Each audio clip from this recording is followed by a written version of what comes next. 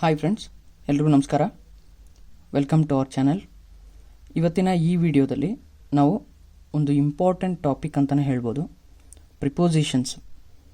ಪ್ರಿಪೋಸಿಷನ್ಸ್ಗಳಲ್ಲಿ ಅತಿ ಹೆಚ್ಚು ಮಹತ್ವವನ್ನು ಹೊಂದಿರುವಂಥ ಕೆಲವು ಅಂದರೆ ಇನ್, ಆನ್, ಅಟ್ ಈ ಮೂರು ಪ್ರಿಪೋಸಿಷನ್ಸ್ಗಳ ಬಗ್ಗೆ ಪರೀಕ್ಷೆಗಳಲ್ಲಿ ತುಂಬ ಸಲ ರಿಪೀಟೆಡ್ ಕ್ವೆಶನ್ಸ್ನ ನೀವು ನೋಡಿರ್ತೀರ.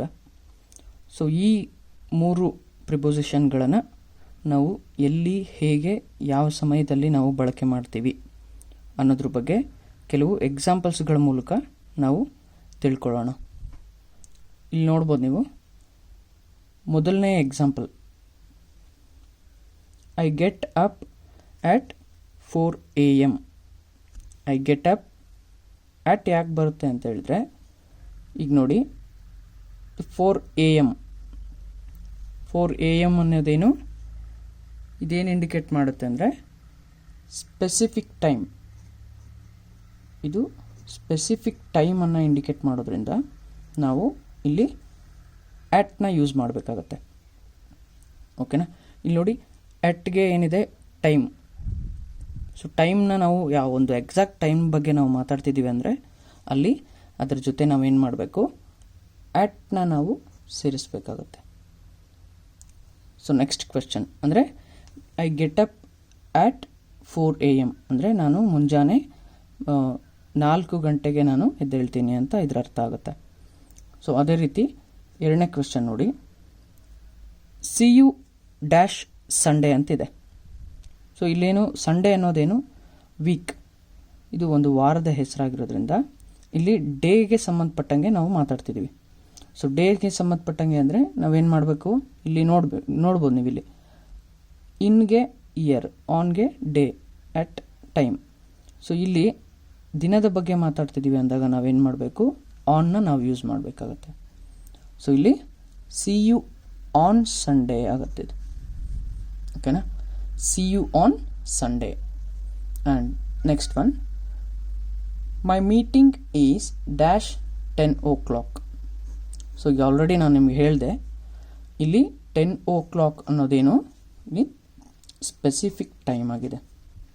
ಸೊ ಇದು ಒಂದು ನಿರ್ದಿಷ್ಟ ಅವಧಿ, ನಿರ್ದಿಷ್ಟ ಸಮಯ ಆಗಿರೋದ್ರಿಂದ ಇಲ್ಲಿ ನಾವು ನಾವೇನು ಮಾಡಬೇಕಾಗತ್ತೆ, ಇಲ್ಲಿ ಅಟ್ ಪ್ರಿಪೋಸಿಷನ್ಸ್ನ ನಾವು ಇಲ್ಲಿ ಬಳಸಬೇಕಾಗತ್ತೆ. ಮೈ ಮೀಟಿಂಗ್ ಈಸ್ ಅಟ್ 10 o'clock. ನಂದು ಮೀಟಿಂಗು 10 ಗಂಟೆಗೆ ಇದೆ ಅನ್ನೋದು ಇದರ ಮೀನಿಂಗ್ ಆಗಿರುತ್ತೆ. Next, he got married dash 2009 ಅಂತಿದೆ. ಸೊ 2009 ಅನ್ನೋದನ್ನು ನೀವು ಗಮನಿಸಬೇಕು. ಇಲ್ಲೇನಿದು 2009 ಅನ್ನೋದೇನು ಇಯರ್, ವರ್ಷ ಆಗಿರೋದ್ರಿಂದ ನಾವಿಲ್ಲಿ ಹಿ ಗಾಟ್ ಮ್ಯಾರಿಡ್ ಇನ್ ಪ್ರಿಪೋಸಿಷನ್ನ ನಾವು ಇಲ್ಲಿ ಬಳಸಬೇಕಾಗತ್ತೆ. ಯಾಕೆಂದರೆ ಇದು ವರ್ಷ ಆಗಿರೋದ್ರಿಂದ ನಾವು ಹಿ ಗಾಟ್ ಮ್ಯಾರಿಡ್ ಇನ್ 2009 ಅಂತ ಆಗುತ್ತೆ. ಅಂದರೆ ಅವನು 2009ನೇ ಇಸ್ವಿಯಲ್ಲಿ ಮದುವೆ ಆಗಿದ್ದಾನೆ ಅನ್ನೋದು ಇದರ ಅರ್ಥ. Next, her birthday is dash June ಅಂತಿದೆ. Her birthday is dash June. ಅವಳ ಹುಟ್ಟುಹಬ್ಬ, ಇಲ್ಲಿ ಪ್ರಿಪೋಸಿಷನ್ ನೋಡ್ಕೊಳ್ಳಿ, her birthday is dash June.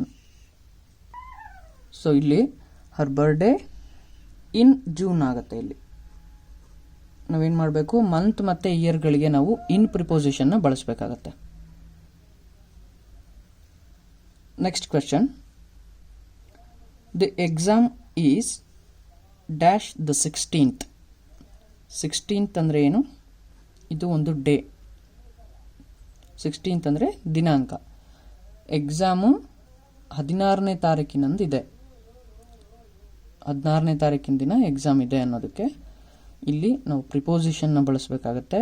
ಅದು ಯಾವುದು ಅಂದರೆ ದಿನಕ್ಕೆ ನಾವೇನು ಮಾಡ್ತೀವಿ, ಆನ್. ಇಲ್ಲಿ ಡೇಗೆ ನಾವು ಯಾವ್ದು ಯೂಸ್ ಮಾಡಬೇಕು, ಪ್ರಿಪೋಸಿಷನ್ ಆನನ್ನು ಯೂಸ್ ಮಾಡಬೇಕು. The exam is on the 16th. Next, come and visitors dash thanks giving. Come and visitors dash thanks giving. So ಇದು ಹಾಲಿಡೇ ಪೀರಿಯಡ್ ಆಗಿರುತ್ತೆ. ಓಕೆನಾ, ಇದು ಒಂದು program thanks giving.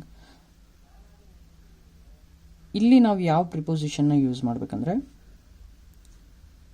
Holiday period ಆಗಿರೋದ್ರಿಂದ come and visit us at thanksgiving ಆಗುತ್ತೆ ಇದು. ಓಕೆನಾ. Next, life was difficult dash the 1940s ಅಂತಿದೆ. Life was difficult dash the 1940s. 1940s ಆವಾಗಲೇ ಹೇಳಿದೆ ನಾನು ನಿಮಗೆ, ಇದು ವರ್ಷ ಇಯರ್ ಆಗಿರೋದ್ರಿಂದ ನಾವೇನು ಮಾಡಬೇಕಿಲ್ಲಿ ಇನ್ನನ್ನು ಯೂಸ್ ಮಾಡಬೇಕಾಗುತ್ತೆ. Life was difficult in the 1940s. Next, we go to the beach dash summer. We go to the beach dash summer ಅಂದರೆ ನಾವು ಸಮ್ಮರ್ನಲ್ಲಿ ನಾವು ಬೀಚ್ಗೆ ಹೋಗ್ತೀವಿ, ಹೌದಾ. ಹೀಗಿದ್ದಾಗ ಇಲ್ಲಿ ಏನಾಗುತ್ತೆ, ಯಾವ ಪ್ರಿಪೋಸಿಷನ್ ಬರಬೇಕು, ಇಲ್ಲಿ ಇನ್ ಬರುತ್ತೆ. We go to the beach in summer ಅಂತಾಗುತ್ತೆ. ಸೊ ಇದಾಗಿದ್ದು ಇವತ್ತಿನ ವಿಡಿಯೋ ಪ್ರಿಪೋಸಿಷನ್ಸ್ ಬಗ್ಗೆ. ನೆಕ್ಸ್ಟ್ ವಿಡಿಯೋದಲ್ಲಿ ನಾನು ಇನ್ನೂ ಪ್ರಮುಖ ವಿಷಯಗಳ ಬಗ್ಗೆ ಟಾಪಿಕ್ಸ್ನ ಡಿಸ್ಕಸ್ ಮಾಡ್ತೀನಿ. ಸೊ ಈ ವಿಡಿಯೋ ಇಷ್ಟ ಆಗಿದ್ದರೆ ನೀವು ಲೈಕ್ ಮಾಡಿ, ಶೇರ್ ಮಾಡಿ ಮತ್ತು ನಮ್ಮ ಚಾನಲನ್ನು ಸಬ್ಸ್ಕ್ರೈಬ್ ಮಾಡಿ.